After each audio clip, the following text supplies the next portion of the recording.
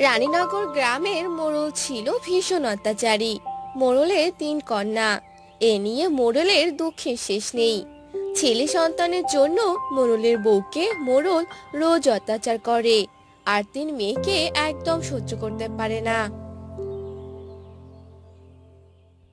দাই বুড়ি, খবর কি? অবস্থা ভালো না মোড়ল সাহেব, ভগবানকে ডাকুন। মোড়ল বারান্দায় পায়চারি করতে থাকে।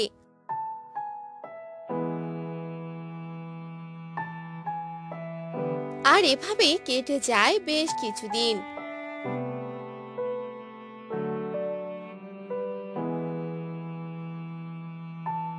বেশ কিছুদিন পর দাই বুড়ি কোলে একটি বাচ্চা নিয়ে বাহিরে আসে। মোড়ল সাহেব, আপনার যে ফুটফুটে একটা মেয়ে হয়েছে। কি? আবার মেয়ে? এবার তো মা মেয়েকে জ্যান্ত পুরব। তার আর দরকার হবে না, বৌমা যে সন্তান জন্ম দেওয়ার সময় মারা গেছে। কিসব বলছো দাই বুড়ি? এ আমার কি সর্বনাশ হয়ে গেল! হায় ভগবান, এই বাচ্চাকে নিয়ে এখন আমি কি করব? এখন কাঁদছেন কেন মোড়ল সাহেব? বেঁচে থাকতে কম অত্যাচার তো করেননি মেয়েটার ওপর। মরে বেঁচেছে মেয়েটা। আমি এখন যাই।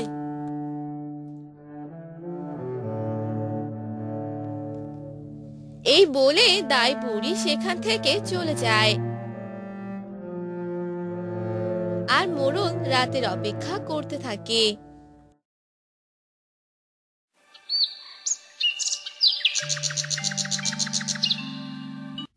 যাই, এই মেয়েকে জঙ্গলে কোথাও ফেলে দিয়ে আসি। বাঘ সিংহে খেয়ে নেবে। 3 জনের রক্ষে নেই, আবার উনি এলেন।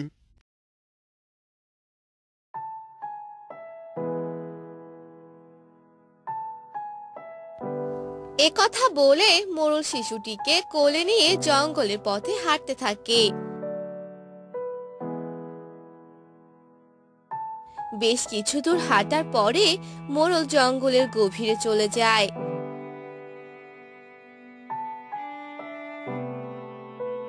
আর একটি গাছের নিচে মেয়েটিকে রেখে চলে আসে।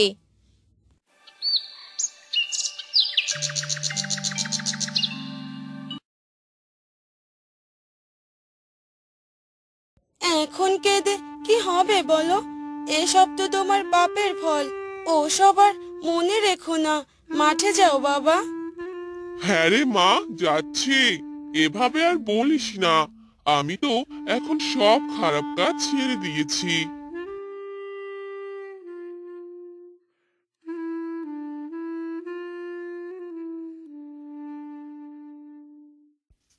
কি মল করতে হবে? লাভ নেই মোড়ল মশাই, আমিও তাই ভেবেছিলাম, কিন্তু জল দিয়েও কোনো লাভ হয়নি। মাঠের সব ফসল এভাবে পুড়ে গেল। এবার তো না খেয়ে মরতে হবে। তোমার একার ফসল তো না, মাঠে তো সবার ফসল। কিভাবে যে কি করা যায় তাই ভাবছি। অনেক বেলা হলো, চলো বাড়ি ফেরা যাক।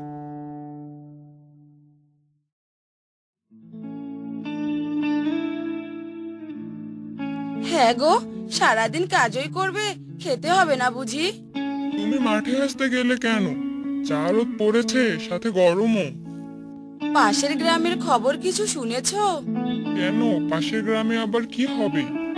তোমার মনে নেই, পাশের গ্রাম থেকে অন্যায়ভাবে অত্যাচারী মোড়ল আমাদের বের করে দিয়েছিল? ওসব পুরনো কথা ভুলে যাওয়াই ভালো। শুনলাম পাশের গ্রামের মাঠের ফসল সব নাকি পুড়ে গেছে। তাই তো দেখতে এলাম, কিন্তু আমাদের মাঠের ফসল তো ভালোই আছে। কিসব বলছো? তাহলে তো যেতেই হচ্ছে পাশের গ্রামে।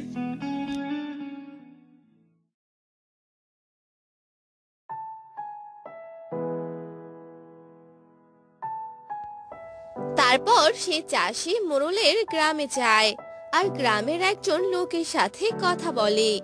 হায় ভগবান, মাঠের সব ফসল যে পুড়ে শেষ, কিভাবে হলো এসব? আমরা কিছুই জানি না দাদা, হঠাৎ মাছের ফসল এমন পুড়ে গেছে। লোকে তো বলছে পাপ, সব পাপ। আমাদের মাঠের ফসল তো ভালোই আছে। আমাদের গ্রামে একজন তান্ত্রিক আছে, ওনার কাছে গেলে হয়তো কোনো সমাধান পেতে পারি। তাহলে তো ভালোই উপকার হয় দাদা, আপনি এখনই নিয়ে চলুন।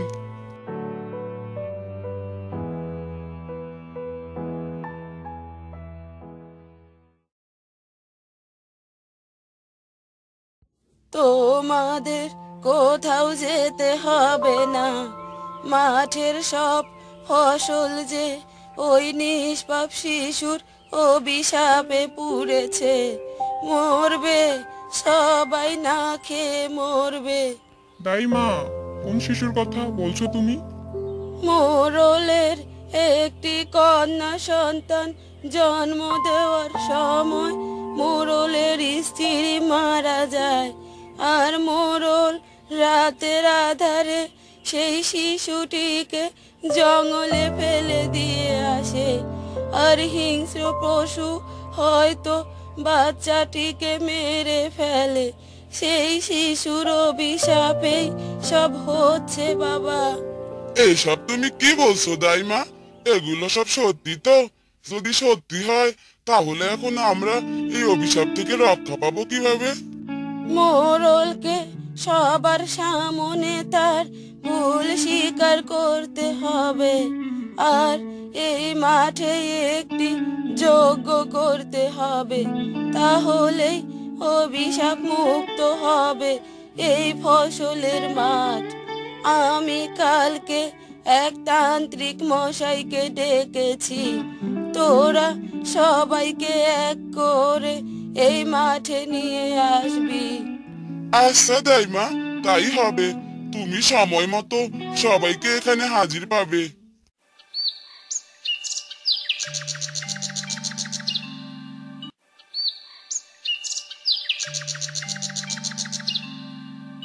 বলুন মোড়ল মশাই।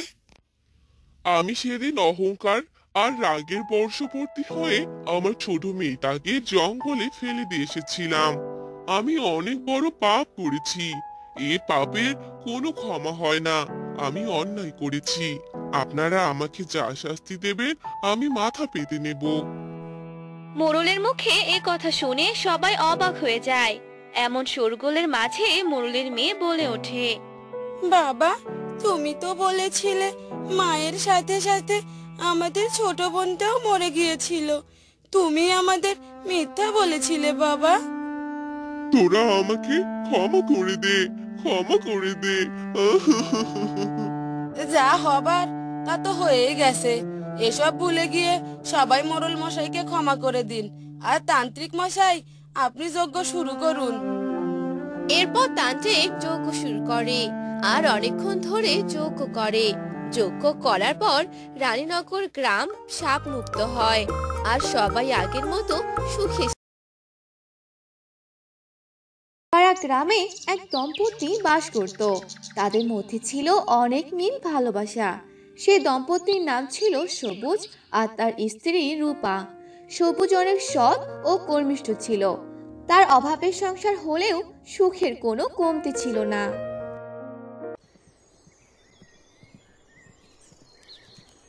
রূপা, রূপা, ওগো রূপা, কোথায় তুমি?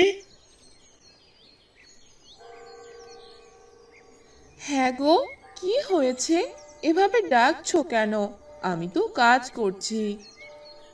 আরে দেখো, আগে তোমার জন্য সুন্দর শাড়ি নিয়ে এসেছি। ও মা, দেখি দেখি।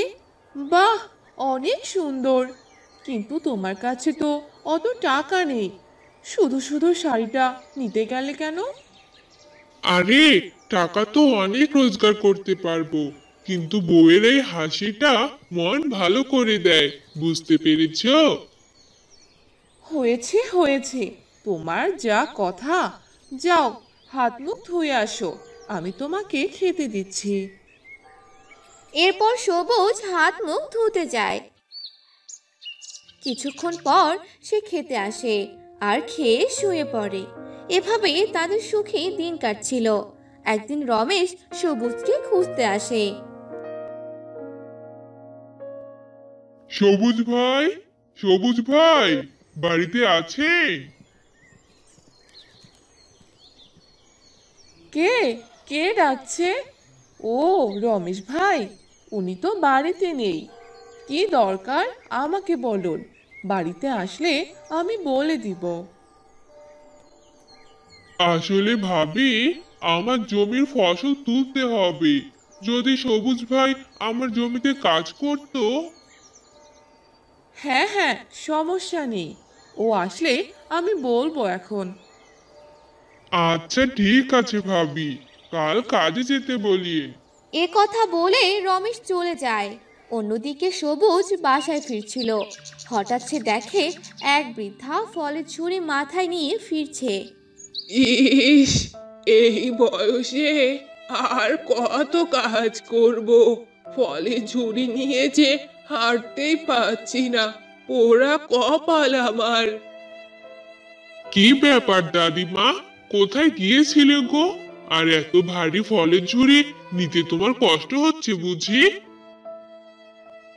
তার বলতে, এই বয়সে আর কি করব, ছেলে তো ভাত কাপড় দেয় না, তাই নিজেই কাজ করে খাই। চলতে না পারলেও কষ্ট করে চলতে হয়। ইস, তোমার কত কষ্ট গো। দাও, ফলের ঝুড়িটা আমাকে দাও, আমি এগিয়ে দিয়ে আসি।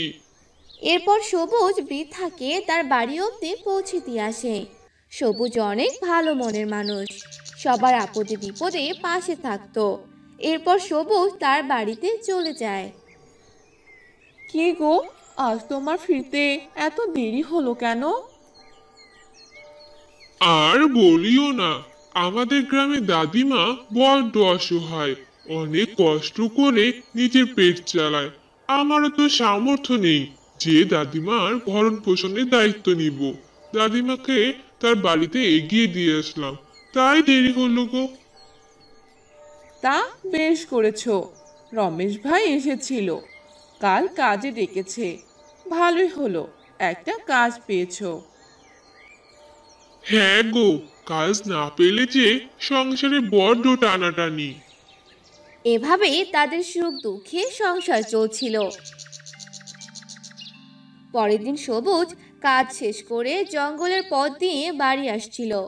হঠাৎ সে দেখতে পেল একটি পাথরে মূর্তি দাঁড়িয়ে আছে। আর সে ভালো করে দেখলো যে অর্ধেক মানুষ আর অর্ধেক শরীর পাথর হয়ে আছে। এরপর সবুজ সে অর্ধেক মানুষ আর অর্ধেক পাথরের মেয়েটির দিকে এগোয়। সে কি মেয়ে, তুমি এই জঙ্গলে কি করছো? আর তোমার শরীর অর্ধেক পাথর হয়ে আছে কেন?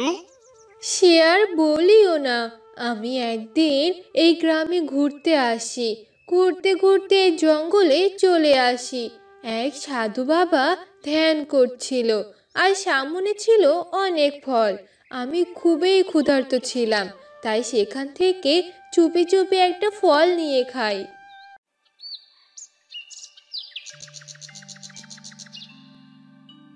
এই এই এই মেয়ে, তোর বাসা কোথায়? তোর এত বড় সাহস, আমার ধ্যান ভেঙে দিলে, আবার আমার ফল চুরি করে খেয়েছিস। আজ তোর একদিন কি আমার একদিন। সাধু বাবা, আমি খুব ক্ষুধার্ত ছিলাম, আমাকে ক্ষমা করে দিন। না, তোর কোনো ক্ষমা নেই। আমি তোকে অভিশাপ দিলাম, তুই আজ থেকে অর্ধেক পাথর হয়ে থাকবি। যদি কখনো কোনো সৎ ব্যক্তি তোকে দেখতে পায় আর তোকে বিয়ে করে, তবে তুই মুক্তি পাবি, তার আগে না। সাধু বাবা, আপনি যাবেন না? দয়া করে আমাকে মুক্ত করুন, যাবেন না সাধু বাবা? এরপর থেকে লিমা নামের মেয়েটি অর্ধেক মানুষ আর অর্ধেক পাথর হয়ে আছে। আর কয়েক মাস পর সবুজ তাকে দেখতে পায়। আপনি সবই তো শুনলেন, কয়েক মাস পর আমি একজন সৎ মানুষের দেখা পেলাম, আর সেটা হলেন আপনি। আপনি যদি আমাকে বিয়ে করেন তবেই আমি মুক্তি পাবো। আমি কিন্তু কিন্তু কি? দয়া করে আমাকে বিয়ে করুন, আমাকে মুক্ত করুন। এরপর সবুজ কোনো উপায় না পেয়ে মেয়েটিকে মুক্তি করার জন্য তাকে বিয়ে করে। আর বিয়ে করার সাথে সাথে মেয়েটি আগের মতো স্বাভাবিক হয়ে যায়। আপনাকে অনেক ধন্যবাদ। আজ আপনার জন্য আমি পুরোপুরি মানুষ হতে পেরেছি। আজ আমি অনেক খুশি। এরপর সবুজ লিমাকে নিয়ে তার বাড়িতে যায় আর তার বড় বউকে ডাকতে থাকে। বউ, বউ, কোথায় তুমি? বাহিরে আসো। এরপর রূপা সবুজের সাথে নতুন বউকে দেখে তার চোখ কপালে ওঠে। হায় হায়, সে কি গো?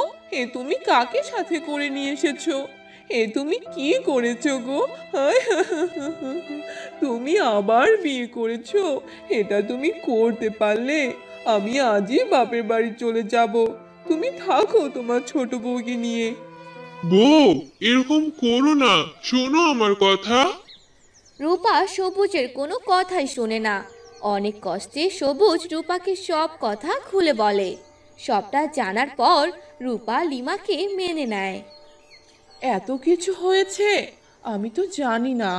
ছোট, যা ঘরে যা, আমি তোদের খাবার দিচ্ছি। সবুজ আর রূপার এত ভালোবাসা দেখে লিমার মনে হিংসা জন্ম নেয়। সে মনে মনে বলতে থাকে, ন্যাকামো দেখলে বাঁচি না। আমিও এখন ছোট বউ, সব ভালোবাসা এখন আমি নিব। এভাবে সবুজ, রূপা আর লিমার দিন কাটতে থাকে। রূপা লিমাকে তার নিজের ছোট বোনের মতো দেখতো, কিন্তু লিমা রূপাকে সহ্য করতে পারতো না। একদিন,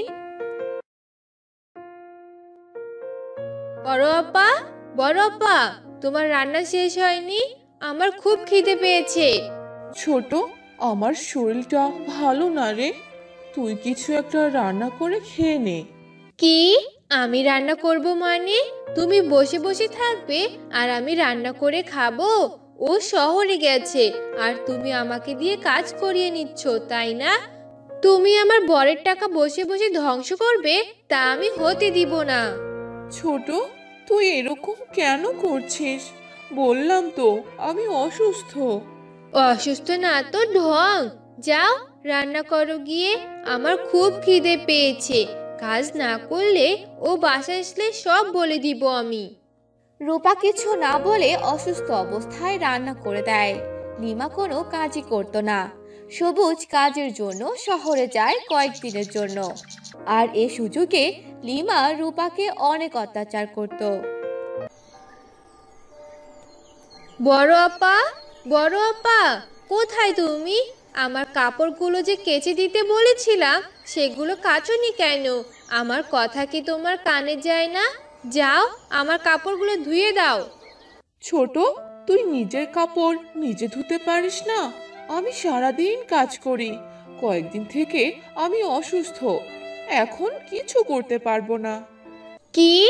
এত বড় কথা? আমার সাথে এত কথা বলার সাহস পাও কোথা থেকে? এ বাড়ি এখন থেকে আমার। তোমাকে এ বাড়িতে আর থাকতে দিব না আমি। বের হয়ে যাও বলছি, না হলে আমার থেকে খারাপ আর কেউ হবে না। এসব তুই কি বলছিস ছোট? এ বাড়ি আমার স্বামীর, আমি কেন বাড়ি থেকে যাব? আমি কোথাও যাব না। যাবে না? তোমার ঘাড় যাবে। এ কথা বলে লিমা রূপাকে টানতে টানতে বাড়ি থেকে বের করে দেয়। আর রূপা কাঁদতে কাঁদতে চলে যায়। ওগো, তুমি কোথায়? তুমি বাসায় কাকে এনেছো? এই মেয়ে যে আমাকে বাসা থেকে বের করে দিয়েছে। রূপা মনে অনেক কষ্ট নিয়ে তার বাবার বাসায় চলে যায়। এদিকে দুদিন কেটে যায়। সবুজ বাসায় ফিরে তার বড় বউ করে রূপাকে ডাকতে থাকে। বড় বউ, বড় বউ, কোথায় তুমি? দেখো, আমি তোমাদের জন্য কি নিয়ে এসেছি। কি গো, কোথায় তুমি? বের হচ্ছ না কেন? বউ, বউ। সবুজ অনেক ডাকাডাকি করেও রূপা বের হয় না। তাই সে রাগ করে ঘরে গিয়ে দেখে রূপা ঘরে নেই, আর লিমা বসে বসে সাধছে। তারপর সে বলে, কি ব্যাপার লিমা, রূপা কোথায়? আমি এত ডাকছি, কথা কানে যায় না নাকি? বড় আপা বাবার বাসায় চলে গেছে, উনি আর সংসার করবে না। কি? এ হতে পারে না। বড় বউ আমার কথা ছাড়া কখনো চলে যাবে না। আমি বুঝতে পেরেছি, এসব তোমার কাজ। এরপর সবুজ রূপাকে নিতে যায় আর রূপাকে বাড়ি নিয়ে আসে। রূপা সব কথা সবুজকে খুলে বলে। সব শুনে সবুজ অনেক রেগে যায়। ছি লিমা, তুমি এত নিচে নামবা ভাবতে পারিনি। তুমি আমার সংসার এলোমেলো করে দিয়েছো। তোমাকে এ বাড়িতে আর রাখবো না। বের হয়ে যাও, যা বলছি এখান থেকে। এরপর লিমাকে বের করে দেয়, আর লিমা আগের মতো আবারও পাথর হয়ে যায়। আর অহংকারের কারণে তার আবারও এই পরিস্থিতি। এদিকে সবুজ আর রূপা আগের মতোই সুখে আনন্দে দিন কাটাতে থাকে।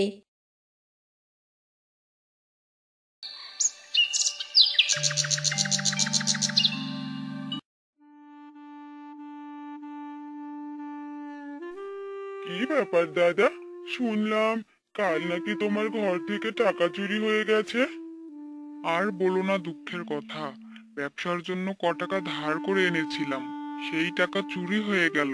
কে যে আমার এত বড় সর্বনাশ করলো ভগবানই জানে। এবার কি তাহলে কাজ করবে? তোমার কাছে তো কোনো টাকা নেই এখন। কি আর করব, কৃষিকাজ করতে হবে। আমার তো নিজের কোনো জমি নেই। আমার শ্বশুর তার মেয়ের নামে একখানা জমি দিয়েছিল, সেটাই এবার চাষাবাদ করব। আমারও যদি একখানা জমি থাকতো, তাহলে কিছু খরচ বেঁচে যেত। মোড়ল মশাই তো শুধু আমায় দিয়ে খাটিয়ে নিচ্ছেন। কি আর করবে বলো দাদা, আমরা হলাম গরিব মানুষ, এছাড়া যে আমাদের কোনো উপায়ও নেই। তা তুমি মন্দ বলনি। আচ্ছা, এবার তাহলে বাড়ি ফিরে যাই। এরপর তারা দুজন সেখান থেকে বাড়িতে চলে এলো।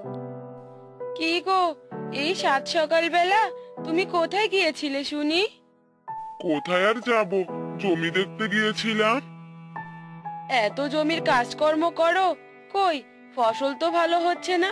ফসল ভালো হলে মোড়ল মশাইও তো তোমায় ভালো কিছু দিতেন, আমাদের আর এত কষ্ট হতো না।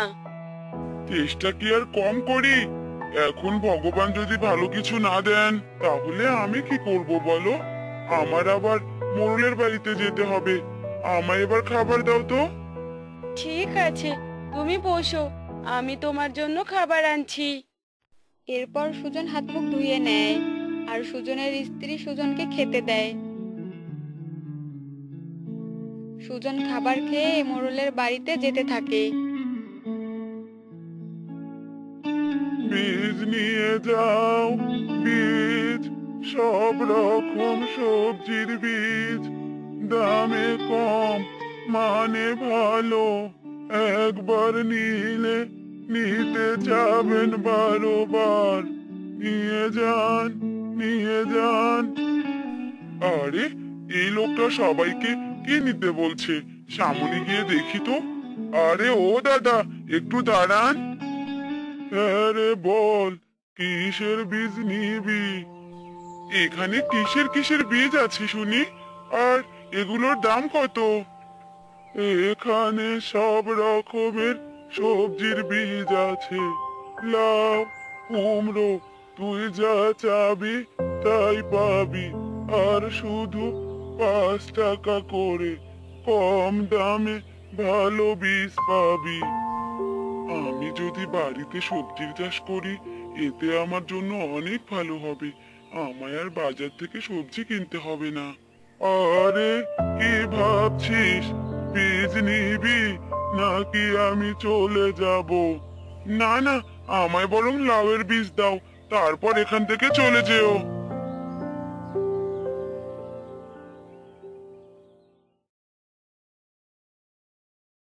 এরপর সেই বৃদ্ধ লোকটি সেখান থেকে সুজনকে লাউয়ের বীজ দিল আর টাকা নিয়ে চলে গেল। আর সুজন মোড়লের বাড়িতে গেল। কি রে, জমির ফসল একদম ঠিকঠাক আছে তো? হ্যাঁ মোড়ল মশাই, একদম ঠিকঠাক আছে। ঠিক থাকলেই ভালো। আর এবার যদি ফসল ভালো না হয় তাহলে তোকে আর আমার জমিতে কাজ করতে হবে না। না না মোড়ল মশাই, এরকম ভাবে বলবেন না, এবার ফসল ভালোই হবে। তাহলে ঠিক আছে, এবার তুই চলে যা। এরপর সুজন সেখান থেকে বাড়িতে চলে আসে আর সেই বীজগুলো রোপণ করতে থাকে। হ্যাঁ গো, এ তুমি কি করেছো এখানে? আমি এখানে বীজ রোপণ করছি গো, বীজ। দেখবে এবার বাড়িতে সবজির বাগান হয়ে যাবে। তুমি শুধু স্বপ্ন দেখতেই থাকো, এগুলো স্বপ্ন কোনো দিন আর পূরণ হবে না। দেখবে গো গিন্নি, একদিন ঠিক কোনো না কোনো স্বপ্ন পূরণ হয়ে যাবে। সে না হয় দেখা যাবে, কিন্তু এই বীজগুলো যে রোপণ করলে এবার তো তোমায় জাংলা দিতে হবে। আসলেই তো, এ কথা তো ভেবে দেখিনি। আমি বরং কাল সকালেই একটা জানলার ব্যবস্থা করে দেব। আস্তে আস্তে রাত হয়ে যায়, তারা রাতের খাবার খেয়ে ঘুমিয়ে পড়ে।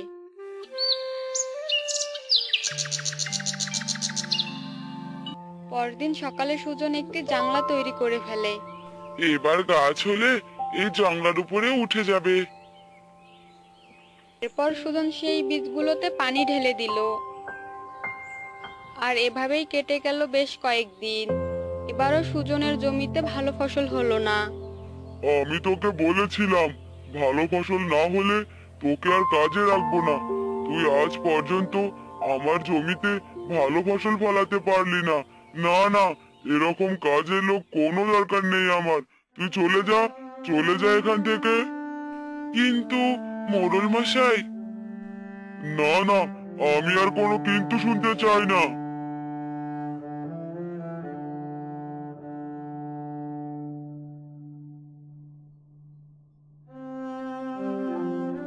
আমি আগেই জানতাম এরকম কিছু একটা হবে।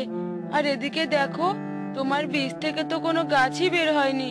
তোমার হাতে কোনো জিনিস হয় না। এ যে আমার কপাল পোড়া। এবার কি করব আমি? সংসারটা চালাবো কি করে? হায় ভগবান, একটু সাহায্য করো।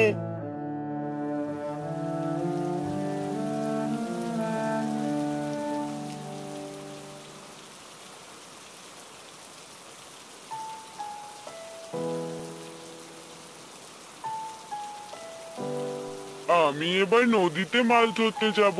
এই বৃষ্টির সময় নদীতে অনেক মাছ আছে। আমি এবার অনেক মাছ পাবো।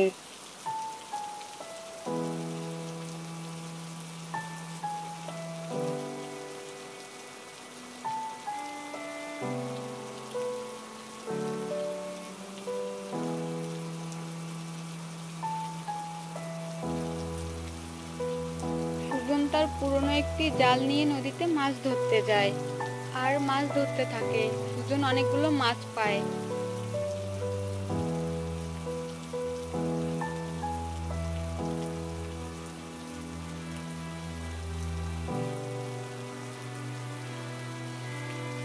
আর সেগুলো নিয়ে বাড়ি ফিরে আসে। আস্তে আস্তে বৃষ্টি কমে যায়। হ্যাঁ গো, দেখে যাও কতগুলো মাছ পেয়েছি। আরে তাই তো, কিন্তু এগুলো কোথায় রাখবো? মাছগুলো পানিতে না রাখলে যে মরে যাবে। আমি বরং এক কাজ করি, এই জানলার উপরেই মাছ রাখার ব্যবস্থা করি। জানলার উপরে? কিন্তু কি করে? এরপর সুজন সেই জানলার উপরে পলিথিন দিয়ে ঘিরিয়ে দেয়, ভালোভাবে বেঁধে সেখানে জল ঢেলে দেয়। এরপর মাছগুলো ঢেলে দেয়। দেখলে তো আমার বুদ্ধি, এবার জানলাতেই মাছ চাষ করব। সুজন প্রতিদিন নদী থেকে মাছ ধরে আনতো আর জানলায় এনে রেখে দিত। আর সেই মাছগুলোকে নিয়মিত খাবার দিত আর বড় মাছগুলোকে বাজারে বিক্রি করত। এই দেখো গিন্নি, এই প্রথমবার আমি কতগুলো টাকা পেয়েছি। আমার আজ ভীষণ ভালো লাগছে। দেখলে তো আমার স্বপ্ন ঠিক পূরণ হলো। হ্যাঁ গো, এবার মনে হচ্ছে আমাদের আর অভাব থাকবে না। এতদিনের কষ্ট দূর হলো। এবার থেকে তুমি আমার কাছে যা চাইবে তাই পাবে। জাংলায় মাছ চাষ করে যে অনেক লাভবান হলাম আমরা। তুমি আজকে বাজার থেকে মাছ মাংস কিনে আনো, আমি রান্না করি, তারপর আমরা মজা করে খাবো। হ্যাঁ হ্যাঁ, ঠিক কথাই বলেছো তুমি। এরপর সুজন বাজার করে নিয়ে আসে আর সুজনের স্ত্রী সেগুলো রান্না করে। তারপর তারা দুজনে মিলে খাবার খেয়ে নেয়। আস্তে আস্তে তারা ধনী হয়ে যায়। সুজন ও তার স্ত্রী সুখে শান্তিতে জীবন কাটায়।